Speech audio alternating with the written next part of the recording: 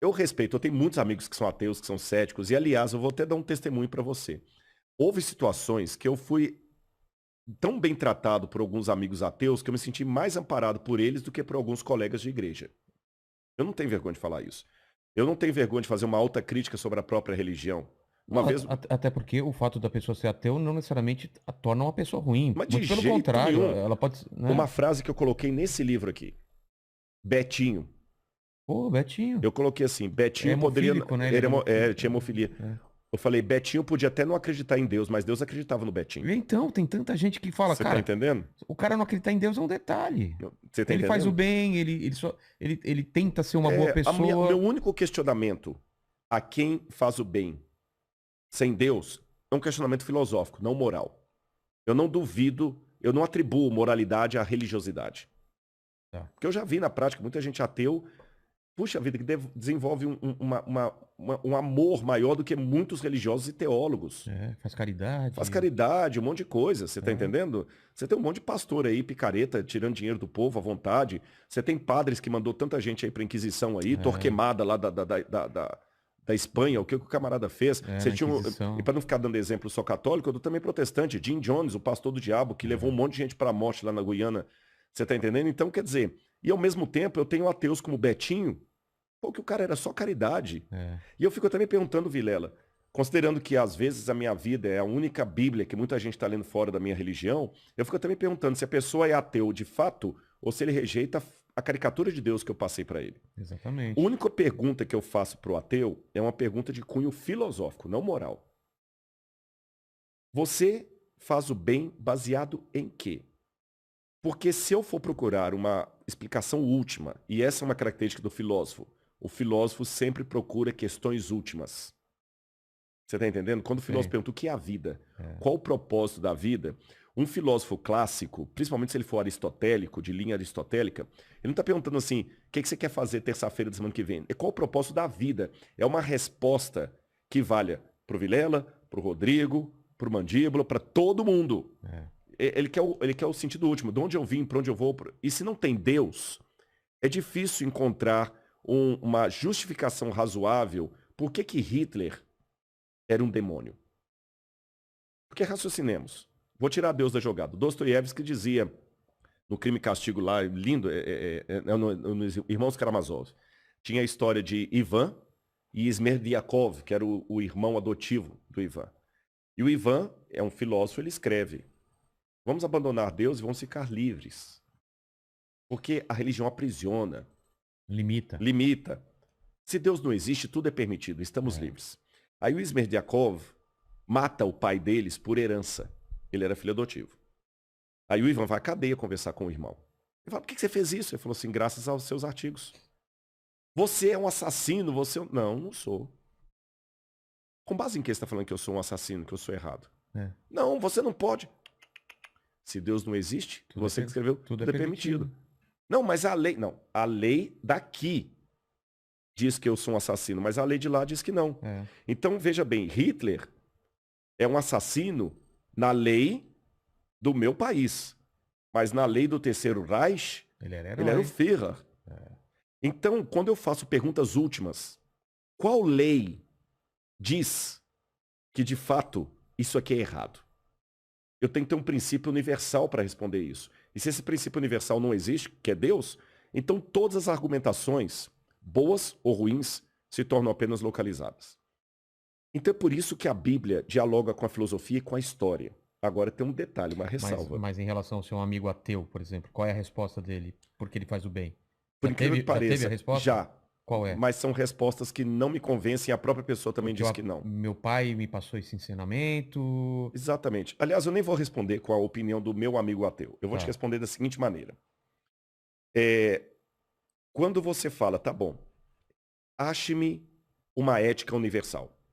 Porque você sabe que tem a ética e tem a moral. Aí você Sim. tem vários. Tem a escola do Aristóteles, você pode falar da escola de Kant, que fala que é a ética do dever, a ética deontológica. Você pode ir para a ética utilitarista de Heidegger. Ou seja, você pode seguir a ética que você quiser.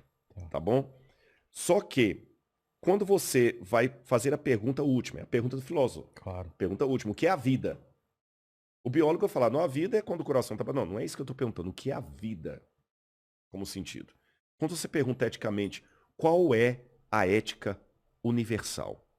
Qual é aquele princípio que faz você agir em prol do bem, que é um princípio que não está atrelado à sua cultura?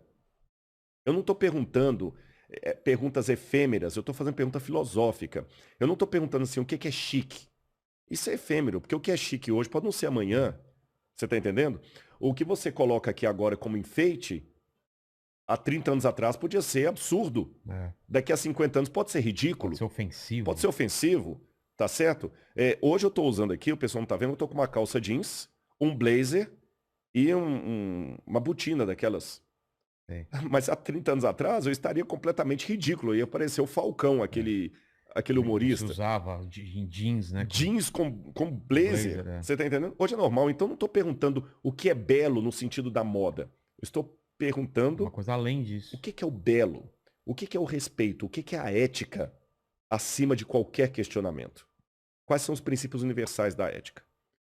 Quando lançaram isso para filósofos, isso inclusive tem pesquisa, foi feita inclusive na Universidade de Stanford, com estudantes de filosofia. 2/3 deles não conseguiram responder qual é o princípio universal que está por detrás das ações do bem, que justifica o bem. Ou seja, se eu fosse um nazista aqui e te falo assim, me convença que o nazismo realmente é hediondo, você não ia conseguir me convencer a menos que apelasse para um princípio universal divino. Quando jogaram isso na... Deixa eu tentar, peraí. Uhum. Se eu fosse te convencer, partindo do pressuposto que você não acredita em Deus e não é... Não... E nem você. E não nem tem eu. Deus. Ah, nem eu também. Exatamente, não tem Deus. Não tem Deus na jogada. Não existe Deus. Tente me convencer apenas com argumentos humanos que o nazismo é hediondo. Você matar muita gente, você tá errado por quê? Porque vai contra o princípio. Não tem, que né? Princípio? Não tem. Não tem. Sabe quantas escolas de pensamento houve para tentar criar uma ética universal dispensando Deus? Só se fosse uma lei que limitasse. Você vai ser preso, mas ele não vai ser preso porque... Tá. Mas é local. É local. É errado porque... Não tem. Sabe quantas escolas de pensamento filosófico tentaram responder essa pergunta? 600. E teve alguma... Não, tanto é que houve 600. Se houvesse uma resposta coerente não haveria 600 propostas. Você tem o biologismo, você tem o próprio evolucionismo, você tem várias, nenhuma delas resolve. Vou te dar um exemplo. Uma das possíveis respostas, essa foi uma das que os meus amigos me deram. Não, mas pela lei da evolução das espécies, eu sei que é errado matar, porque senão eu também serei morto. Então, como esse é um princípio da evolução dentro de mim, para me preservar, eu não mato. Aí eu falo assim, mas será que isso não faz sentido? Porque se for assim, então, jamais haveria guerras. Eu mato o outro para ele não me matar, é o contrário. É o contrário. Você está entendendo? Alguns falam assim, não, é o gene egoísta. Como diz lá o Dawkins, né? O Richard Dawkins. É o gene egoísta. Ah, mas o gene egoísta, você tem no mundo animal... Não, mas o gene egoísta, ele justifica as pessoas matarem as outras, não deixarem de matar. Exato, é a procriação. É a procriação. Ele fala assim, eu vou procurar para que o meu gene... Ah, tá. Mas mesmo assim, o gene egoísta é perigoso, porque o gene egoísta não é uma questão moral, é uma questão muito minha. Ou seja, qualquer coisa que nós acreditamos, até o galho, até o chifre que você ganha da sua namorada, não tem como você moralmente recriminá-la se você tirar Deus da jogada. O máximo que você pode falar é o seguinte, olha, desculpa, roubar esse copo seu é errado à luz do Código Penal brasileiro.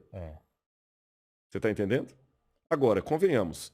Achado não é roubado. Achado não é roubado. Se eu pegar a própria lei da evolução das espécies, a sobrevivência do mais apto. Se eu conseguir te roubar e ficar bem, o que eu tenho que cuidar para não ser pego. Então você está vendo, a Bíblia dialoga com muita coisa.